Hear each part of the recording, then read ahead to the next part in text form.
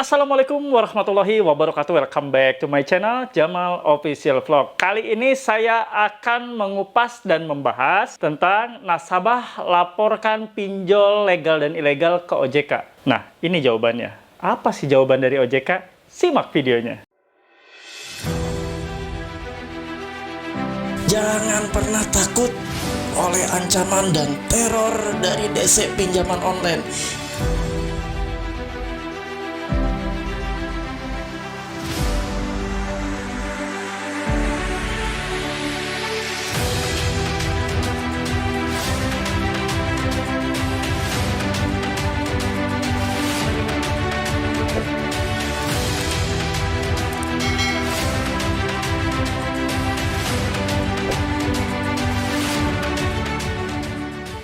Alhamdulillah, apa kabarnya teman-teman semua?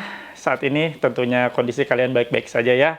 Saya selalu berharap dan selalu berdoa untuk kalian semua dimanapun berada. Di awal video ini, saya mendoakan kalian agar kalian tetap sehat, tetap bugar, tetap sehat jasmani dan rohani, tetap selalu lindungan Allah Subhanahu wa Ta'ala. Kalian tetap diberikan Allah kemudahan-kemudahan dan tetap diberikan jalan-jalan ketika kalian dalam situasi gagal bayar seperti ini. Allah berikan beberapa kemudahan, beberapa solusi. Allah berikan juga keberhasilan atas setiap usaha dan kegiatan ataupun aktivitas yang Anda kerjakan. Amin ya robbal alamin.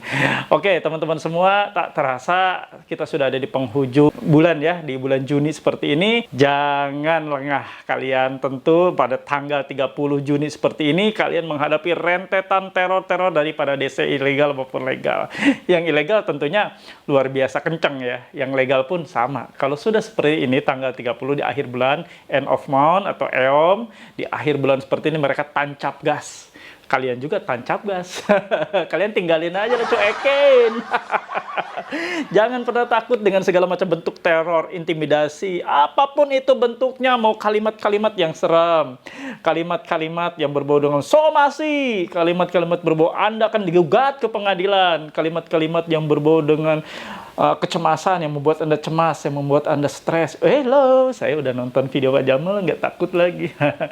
Ya betul, nggak usah takut. Apa yang harus ditakutkan ya? Nah, kali ini saya akan membahas seperti tadi yang saya sebutkan di awal video. Saya akan membahas nasabah melaporkan pinjol legal dan ilegal ke OJK. Nah, apa sih jawaban OJK atas laporan-laporan yang dilaporkan nasabah ke OJK ini? Dengan harapan sih nasabah ini mendapatkan jawaban yang melindungi hak-hak saya sebagai nasabah, dapat memprotek ya dari kegiatan-kegiatan ataupun dari ancaman-ancaman teror-teror yang selama ini terjadi ke dia ya. Dia melaporkan. Nah, bagaimana juga model format pelaporannya yang dilakukan oleh nasabah ini, dan bagaimana juga jawaban dari OJK atas pelaporan yang legal dan pelaporan yang ilegal. Nah, nanti kita akan simak dalam video. Ini adalah sebagai bentuk edukasi buat kalian juga, bahwa kalian memiliki hak untuk melaporkan kegiatan-kegiatan dan tindakan-tindakan yang dilakukan oleh para pinjol ini, baik legal maupun ilegal. Seperti apa nanti bunyi jawabannya dari OJK, makanya nanti simak ya. Tapi sebelumnya, seperti biasa, sebelum kita memulai video ini, bagi kalian yang belum mendukung channel saya, belum subscribe channel saya, silahkan teman-teman dukung saya agar saya tetap bisa membersamai kalian, agar saya tetap berada di tengah-tengah kalian. Untuk itu, silahkan subscribe channel Jamal Official Vlog.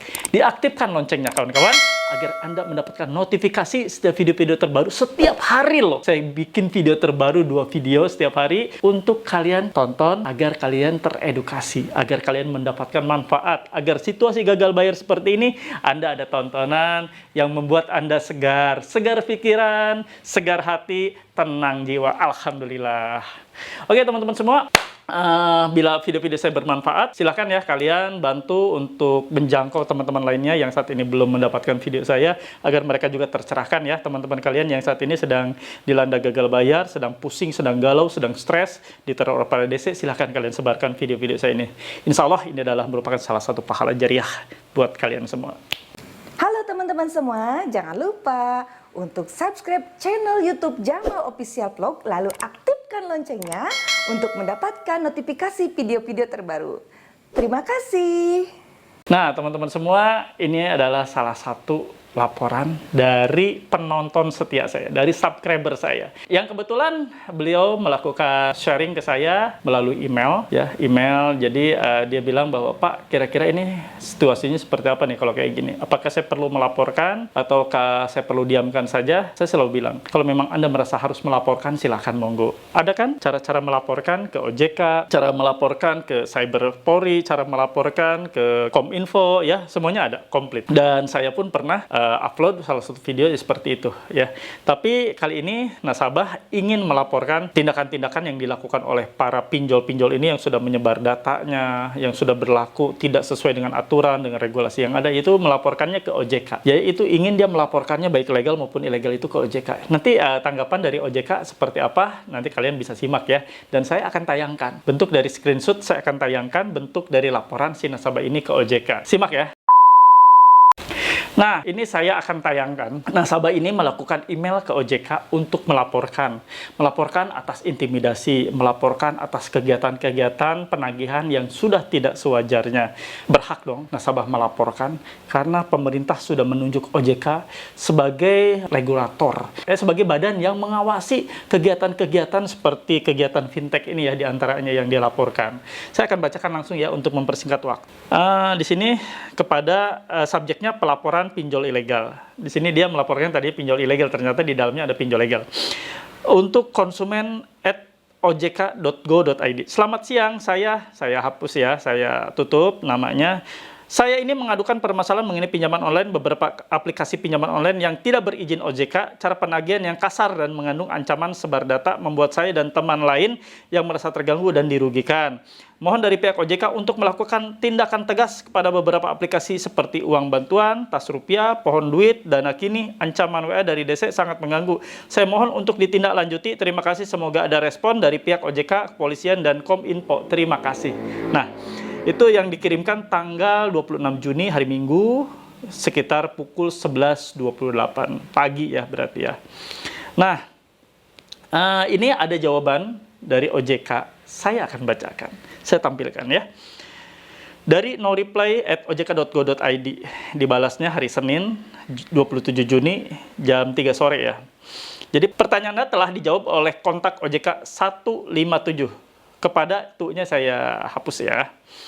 Pertanyaan dengan judul tiket pelaporan pinjol ilegal telah dijawab oleh kontak OJK 157 dengan jawaban sebagai berikut. Yang terhormat Bapak Ibu, saya tutup. Terima kasih telah menghubungi kontak OJK 157. Terkait dengan pertanyaan atau informasi yang Bapak Ibu sampaikan melalui laporan sebelumnya, dapat kami informasikan beberapa hal sebagai berikut. Ini dari OJK-nya. Sesuai dengan kewenangan dan tugasnya, OJK mengawasi lembaga jasa keuangan LJK di sektor perbankan, pasar modal, lembaga keuangan non-bank seperti asuransi, dana pensiunan, perusahaan pembiayaan, dan lain-lain. Adapun kegiatan usaha fintech yang diawasi oleh OJK saat ini adalah yang berbentuk layanan pinjam-meminjam uang berbasis teknologi informasi fintech peer-to-peer lending, fintech inovasi keuangan digital IKD, dan fintech securities crowdfunding SCF. Nah, lalu mohon agar Bapak atau Ibu teliti dengan perizinan dari sebuah perusahaan, karena baik perusahaan maupun produknya wajib memiliki izin dari regulator. Saat ini tidak semua pelaku usaha jasa keuangan PUJK fintech yang melakukan kegiatan usaha pinjam-meminjam uang berbasis teknologi telah berizin atau terdaftar di OJK. Terdapat pula entitas yang mengaku telah berizin atau terdaftar di OJK namun sebenarnya ilegal. Sebagai bahan informasi, berikut tautan untuk mengetahui PUJK fintech P2PL peer-to-peer lending yang berizin atau terdaftar di OJK. Menyebutkan linknya ya. Kegiatan usaha atau bisnis Dana Kini dengan nama perusahaan PT Dana Kini Indonesia merupakan fintech peer-to-peer lending yang berizin kegiatan usahanya di OJK. Dengan demikian menjadi kewenangan OJK dalam hal ini pengaturan, pengawasan, dan penindakannya. Perlu kami sampaikan pula bahwa OJK dan Asosiasi Fintech Pendanaan Bersama Indonesia (AFI) telah menentukan batas maksimal pengenaan biaya denda dan bunga adalah 50% dari pagu kredit. Misalnya pinjaman 1 juta berikut bunga dan denda maksimal tagihannya adalah 1,5 juta. Apabila terdapat keluhan lainnya juga dapat menyampaikan pengaduan tersebut kepada Asosiasi Fintech Pendanaan Bersama Indonesia melalui email di pengaduan@afi.or.id. atau melalui telepon 150 505. Mohon Bapak Ibu untuk dapat memastikan kembali nama fintech yang dimaksud sehingga dapat kami tanggapi sesuai dengan ketentuan yang berlaku. Kegiatan usaha bisnis uang bantuan, tas rupiah, dan pohon duit bukan merupakan fintech peer-to-peer lending yang terdaftar kegiatan usahanya di OJK. Dengan demikian, tidak menjadi kewenangan dalam hal pengaturan, pengawasan, dan penindakannya. Apabila perusahaan dimaksud dianggap meresahkan ketertiban umum, mengganggu asas ketertiban umum, Bapak Ibu dapat melaporkan kepada pihak yang berwajib, yaitu kepolisian melalui email info@cyberpolri.go.id dan atau melaporkannya kepada Satgas Waspada Investasi SWI melalui email waspadainvestasi@ojk.go.id. Waspadalah terhadap penipuan, berkedok penawaran investasi melalui pesan singkat serta media sosial. Follow Instagram @ojk.id, @ojk Indonesia, dan @kontak 157 mengetahui informasi terkait tips dan trik penggunaan produk lainnya jasa keuangan yang tepat. Demikian dapat kami sampaikan, semoga bermanfaat. Salam Direktorat Pelayanan Konsumen Bidang Edukasi Perlindungan Konsumen Otoritas Keuangan OJK. Jadi di sini kita bisa baca tadi ya, bahwa ketika nasabah melaporkan kegiatan-kegiatan yang tadi dikomplain oleh nasabah tersebut, yaitu kegiatan dari fintech yang legal ini, tadi dari pihak OJK menyatakan bahwa untuk melakukan pengaduan atau merasa tidak nyaman atau merasa ada sesuatu yang harus ditanyakan atau diadukan, dari OJK ini malah melemparkannya ke AFI, Asosiasi Fintech Pendanaan Indonesia, untuk dilaporkan ke sana dengan alamat email tertentu. Yang saya bingungkan, ini adalah regulasi kan jelas bahwa OJK ini mengawasi, melakukan penindakan juga. Kenapa sih tidak langsung melakukan action? Kenapa harus dikembalikan ke AFI, ke Asosiasi Pendanaan Fintech Indonesia? Di sana kan tempat berkumpulnya fintech-fintech yang berizin dan terdaftar di OJK ya. Kenapa harus ke sana? Kenapa sih tidak melakukan action sendiri? Lembaga di bawah payung OJK ini ya, lembaga negara, lembaga yang dibentuk oleh negara, kenapa sih tidak langsung action, melakukan hal-hal untuk menindak tegas? Kenapa gitu kan? Harus dilemparkan ke asosiasi, ke tempat bernaungnya fintech-fintech legal ini. Kenapa harus di sana? Kenapa tidak Anda sendiri yang melakukan langsung tindakan tegas? Panggillah, panggil langsung ke OJK. Saya mendapatkan laporan seperti ini, panggillah ke OJK. Benar atau tidak ini seperti ini? Selidikilah, lidik bagaimana ini seperti ini. Kok bisa ada laporan seperti ini? Harusnya lebih peka lagi. Ini masyarakat loh yang dihadapi. Ini bukan orang perorangan, bukan 1-2 orang. Ini banyak yang menjerit atas hal-hal seperti ini. Banyak sekali jeritan-jeritan, komplainan-komplainan yang ya ini udah jelas-jelas ya dia komplain gitu. Ya jadi boleh dibilang begini, ketika ada yang melapor, ya udah coba silakan adukan ke AFI. Silakan ya adukan saja ke AFI. Terus posisinya OJK ini bagaimana? Bisa menanggapi atau tidak? Kalau dari tadi yang dijawab gitu kan di sini.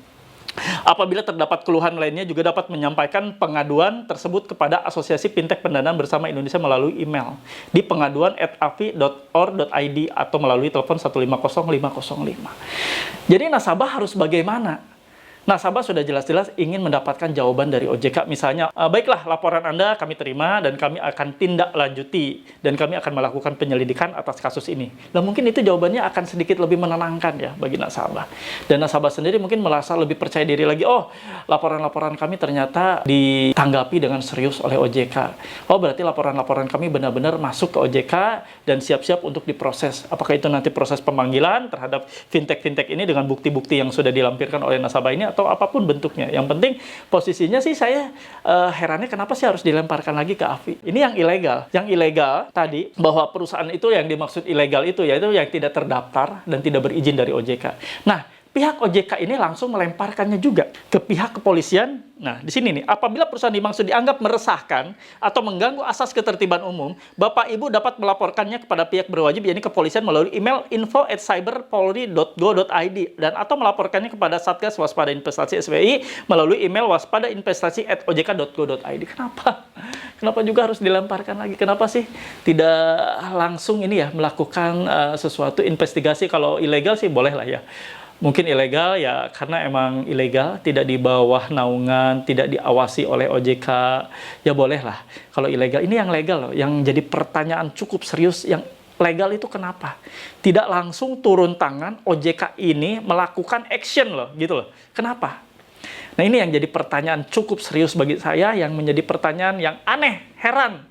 Bener-bener heran, seheran-herannya saya udah kalau kayak gini ya. Oke, berarti ini jawabannya jelas ya, bahwa kalau yang pinjol legal dilaporkan ke OJK, maka OJK akan menjawab silahkan untuk melaporkan kepada AFI, Asosiasi Pendanaan Fintech Indonesia. Untuk yang ilegal silahkan lapor ke Cyber Polri atau ke SWI, Satgas Waspada Investasi. Jadi OJK ini ada di tengah ternyata. Jadi kalau misalnya yang legal, monggo lapor ke sana, yang ilegal, monggo lapor ke sini. Jadi kesimpulannya Anda nggak usah lapor OJK kalau kayak gitu. Berarti keputusannya adalah ketika Anda diperlakukan sewenang-wenang oleh pinjol legal, ketika Anda diperlakukan, ditindak, diintimidasi, ketika Anda diteror sedemikian rupa sehingga Anda sudah benar-benar dipermalukan, berarti Anda tidak usah lagi kalau gitu melapor ke OJK. Karena buktinya kan seperti ini. Lapor OJK tapi suruh ngadu ke AFI, dilemparkan lagi. Kalau misalnya yang ilegal, oke lah, it's okay karena mereka tidak ada di bawah naungan OJK. Ini yang legal, yang menurut mereka bahwa dana kini itu adalah legal. Kenapa sih tidak dilakukan? Berarti kalau gitu dilemparkan ke AFI, ya sudah kalau gitu ya. Kalau gitu jawabannya berarti Anda tidak usah melapor ke OJK, kalian gagal bayar saja. Biarkan proses tidak melakukan pembayaran ini adalah sebagai bentuk protes atas ketidakpuasan yang dilakukan oleh para nasabah. Nasabah inginnya OJK yang bertindak. OJK yang real bertindak kepada pinjol-pinjol legal yang di bawah pengawasan mereka, di bawah regulasi mereka. Harusnya OJK yang bertindak, tapi ternyata tidak. Ya sudah, nasabah gagal bayar saja. Itu adalah salah satu jalan dan salah satu solusi serta salah satu jawaban yang terbaik saat ini yang dimiliki oleh nasabah. Tidak ada cara lain. Gampang kok. Gagal bayar emang sulit? Enggak. Gagal bayar emang berat? Tidak. Gagal bayar resikonya paling juga kalian akan disebar data oleh pinjol ilegal ya tentunya. Bahkan pinjol ilegal pun tidak menutup kemungkinan melakukan hal tersebut walaupun tidak terang-terangan. Tapi cara terbaik adalah saat ini adalah melakukan gagal bayar tidak beresiko. Resiko apa sih? Resiko hukum? Tidak. Resiko hukum terlalu jauh lah. Kalian mau dipidanakan? Nggak mungkin. Mana mungkin kalian bisa dipidanakan? Karena Undang-Undang Nomor 39 tahun 99 tentang HAM di pasal 19 ayat 2 udah jelas-jelas berbunyi bahwa tidak ada seorang pun melalui putusan hakim bisa dipidana penjara karena tidak membayar utang piutang alias gagal bayar. Anda gagal bayar nggak bakalan. Anda gagal bayar nggak bakalan untuk dipenjara. Nggak mungkin. Terus Anda mau digugat di pengadilan, diperdatakan, ya silakan saja kalau bisa ya, besar pasak daripada tiang. Karena banyak sekali nanti akan keluar kos-kos atau biaya-biaya tertentu, biaya-biaya lain yang timbul akibat perkara ini dinaikkan. Anda utangnya 2 juta, biaya perkaranya mungkin bisa sampai 5, 6, 7 juta, 10 juta, ya buat apa juga? Buang-buang uang ya, seperti itu. Mereka kan berbisnis mencari uang, mencari keuntungan, mencari cuan. Kalau mereka mau mencari rugi, ngapain gitu kan? Bukan 1, 2, 3 nasabah yang akan mereka gugat nantinya. Kalau misalnya ada 10 nasabah, bangkrut mereka. Seperti itu ya. Teman-teman, tidak usah takut dengan kondisi kalian kayak gini. Kalian tidak misalnya mengadukan pun ke OJK, ke lembaga resmi, otoritas jasa keuangan, resmi dari negara, ya tempat kalian mungkin bisa mengadukan kegiatan-kegiatan yang di luar dari SOP, di luar dari regulasi. Ternyata kalian seperti ini, kalian tidak mendapat jawaban yang memuaskan, sudah gagal bayar saja. Ini adalah cara yang terbaik, cara yang paling ampuh untuk menyelesaikan masalah Anda. Oke teman-teman semua, ya tadi saya sudah perlihatkan bagaimana nasabah melaporkan ke OJK, lalu jawabannya seperti apa, kalian sudah tonton. Ketika nasabah mengeluh, nasabah melaporkan, nasabah sharing, oh begini Pak kelakuan dari pinjol-pinjol, tapi ternyata OJK yang legal katanya silahkan lapor ke AFI, yang ilegal monggo silahkan dilaporkan ke Cyber Polri atau ke Satgas Waspada Investasi. Itu jawabannya. Jadi sekarang kita serempak melakukan aksi gagal bayar serentak nasional. Karena dengan cara seperti inilah akan mendapat perhatian yang cukup serius. Ketika kolektibilitas dari perusahaan fintech, perusahaan pinjol ini terganggu, mereka akan berpikir, oh ternyata salah ya, cara-cara yang kami lakukan salah ya. Makanya saya sih berharap ya, suatu saat nanti ada semacam regulasi yang memberlakukan bahwa seluruh penagihan-penagihan atau seluruh juru tagih dari pinjol-pinjol legal ini yang diawasi oleh pemerintah lewat OJK ini, yang di bawah regulasi dari OJK ini, wajib memenuhi persyaratan sebagai juru tagih. Di antaranya, mereka harus mengikuti pendidikan dan latihan, dan nantinya harus bersertifikasi profesi penagihan. Jadi mereka nanti akan seragam, tidak ada lagi hal-hal berbau penagihan dengan cara-cara intimidasi. Semuanya benar-benar tertata dengan rapi, nasabah aman dan nyaman selagi dalam masa mereka kredit, mereka mengangsur, tidak ada lagi telepon ke kontak-kontak darurat, tidak ada lagi pengancaman ke kontak darurat atau di luar kontak darurat, tidak ada lagi nasabah yang gagal bayar satu hari, langsung ditelepon ke kontak darurat, tidak ada lagi. Saya sih impian saya seperti itu ya. Kalaupun memang pinjol ini masih ada di negeri ini ya, syukur-syukur pinjol ini sudah tenggelam semuanya ya. Ingat, dulu sebelum ada pinjaman online, hal-hal yang meresahkan bagi masyarakat tidak ada seperti itu. Sekarang resah dan gelisah. Menunggu di sini, di sudut sekolah. Gitulah, terbalik. Aduh, kok jadi nyanyi? hiburan guys, hiburan ya. Kalian kan nggak harus terus, aduh, stres aku gitu kan. Jangan terlalu stres ya. Nikmati hidup ini ya. Nikmati santai bro, santai. Segala bentuk macam ancaman, teror, intimidasi nggak akan terjadi bro. Intimidasi ini jadi gini. Kalau ada kolektor, kalau ada juru tagih yang ngancam Anda, saya menuju ke rumah Anda, siapkan dana full, tidak ada lagi negosiasi, pret. Nyampe kagak, udah ditunggu 2 hari, 3 hari, 4 hari, seminggu, 2 minggu kagak nyampe. Lu di mana nyangkutnya? Nyangkut itu DC. Ya, jadi Anda nggak usah lah nanggapi lelucon-lelucon seperti itu. Masih banyak sih pertanyaan di Pampang nih ya, sedang di mobil ya. Saya dan tim sedang menuju ke tempat Anda. Silahkan sediakan. Kami sudah membawa surat tugas, kami sudah membawa surat perizinan dari RT, dari RW, dari kelurahan. Kami sudah membawa serta semuanya dokumen. Pret, nggak nyampe-nyampe. Kapan itu? Mobilnya kehabisan bensin ya? Lucu kan? Kadang-kadang ya banyak juga di forum diskusi, di forum Facebook juga banyak yang mengatakan bahwa nggak nyampe-nyampe Pak, katanya kan, mobilnya nggak nyampe. Padahal sebenarnya gini ya, nih saya mau kasih bocoran ya. Saya juga sama, saya dulu pernah ya mengomandoi mereka menjadi manajer DC-DC pinjol seperti ini. Itu zaman dulu ya, udah tobat saya sekarang. Jadi mereka itu sebenarnya yang field call atau petugas lapangan itu pakai motor guys, nggak pernah ada yang pakai mobil. Belum pernah saya menjumpai pinjol manapun yang DC-nya pakai mobil, belum pernah sama sekali. Jadi kalian jangan termakan dengan kebohongan-kebohongan yang mereka tebarkan dan mereka ciptakan. Nggak ada itu DC pinjol pakai mobil. Sekarang logika aja, DC yang namanya kolektor atau juru tagih dari bank sekalipun, bank ternama BUMN, mereka biasa kok pakai motor. Nagih puluhan juta aja pakai motor mereka. Sekarang DC pembiayaan, DC leasing mobil, mau DC leasing mobil mewah sekalipun, mereka pakai motor kok. Tagihan satu mobil, satu angsuran mobil bisa 8 juta, 9 juta, 10 juta. Mereka pakai motor. Nggak ada yang pakai mobil. Gaya-gayaan banget itu DC pinjol pakai mobil. Kemarin ada ya yang lucu gitu, ternyata yang pakai mobil itu, yang nyetir itu dia nyomot dari video-video lain gitu kan. Saya malah lebih pengen ketawa lagi. Ya ampun, Masya Allah. Kok bisa ya seperti ini? Ya wajar sih. Jadi DC ini bekerja ditekan oleh target yang harus mereka dapat ya. Jadi dengan berbagai cara pasti mereka lakukan, apalagi di tanggal-tanggal keramat. Seperti tanggal 30 hari ini saya buat postingan atau saya buat uploadan, tanggal 30 seperti ini adalah tanggal keramat mereka. Tanggal yang mereka dakdikduk, ser-ser gitu. Mereka bingung nanti kalau nggak nyampe target, gue nggak bisa pulang katanya kan. Gue nggak nyampe target, besok gue udah dipentung sama bos gue. Ya seperti itulah permainan dan cara-cara mereka bekerja.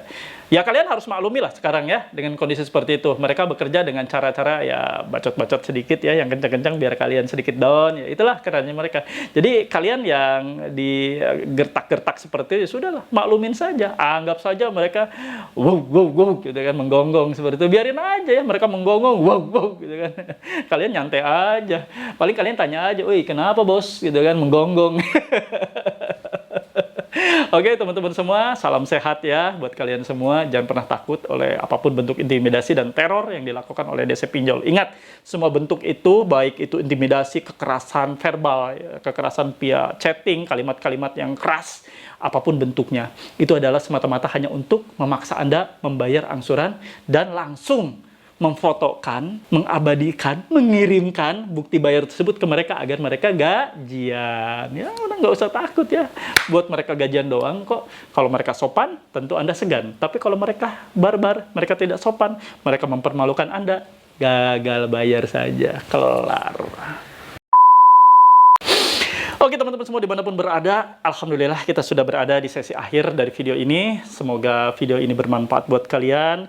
Semoga video-video saya memberikan booster mental buat kalian. Semoga video-video saya ini benar-benar menyentuh rasa ketakutan kalian. Sehingga ketakutan kalian ketika disentuh oleh video-video saya, insya Allah ketakutan kalian berubah menjadi keberanian, menjadi percaya diri, dan kalian menjadi move on kembali dan hidup normal, insya Allah ya. Itu semua saya berikan atas tergeraknya hati saya untuk menolong kalian yang saat ini sedang terjebak gagal bayar pinjol, agar tidak banyak lagi korban-korban ketakutan, kekhawatiran yang akhirnya mereka akibat ketakutan, kekhawatiran mereka melakukan pinjaman, gali lubang tutup lubang. Saya nggak mau itu. Saya ingin kalian menyetop semua itu. Perbuatan-perbuatan seperti itu akan menenggelamkan kalian lebih dalam lagi. Kedua, ribawi pinjol baik legal maupun ilegal. Stop ya kawan-kawan. Saya berdoa untuk kawan-kawan semua agar Allah memberikan kelimpahan rezeki, agar Allah memberikan jalan-jalan yang terbaik, solusi-solusi yang terbaik saat ini kalian sedang gagal bayar, agar Allah melimpahkan rezeki yang terbaik, menjauhkan kalian dari rezeki-rezeki yang haram dan mendekatkan rezeki-rezeki Allah yang halal, yang berkah. Dan Allah akan selalu menyertai kalian dalam aktivitas, memberikan kemudahan, memberikan keberhasilan untuk kalian semua. Amin ya robbal alamin. Baik teman-teman semua, terima kasih untuk para subscriber saya, para penonton setia saya. Kalian selalu sehat ya, jangan lemah, jangan takut, ojo kendor katanya seperti itu. Oke, terima kasih, sampai ketemu di episode selanjutnya. Wabillahi taufiq wal hidayah. Wassalamualaikum warahmatullahi wabarakatuh. Bravo.